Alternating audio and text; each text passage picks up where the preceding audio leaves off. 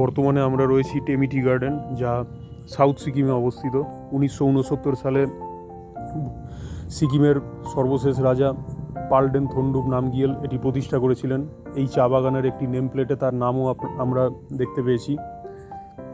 এই চা বাগানটির ঢোকার রাস্তাটি অনেকটা পেলিংয়ের স্কাইওয়াকের মতো আমার মনে হয়েছে।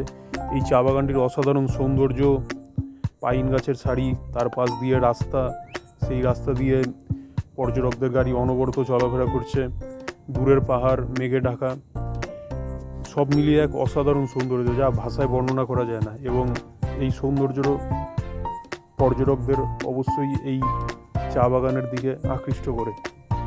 আপনারা অবশ্যই সকলে আসুন এবং কারা কারা এসেছেন অবশ্যই কমেন্টে জানান।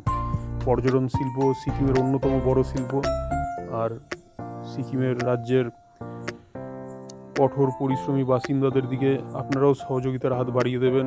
এই চা বাগানে অবশ্যই আসুন এবং সিকিমের পর্যটন শিল্পকে অবশ্যই সহযোগিতার হাত বাড়িয়ে দিন। আর ভিডিওটি কেমন লাগলো অবশ্যই কমেন্টে জানাবেন। ক্যামেরায় যেটুকু ধরা গেছে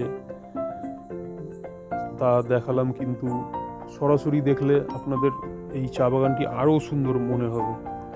ধন্যবাদ সকলকে।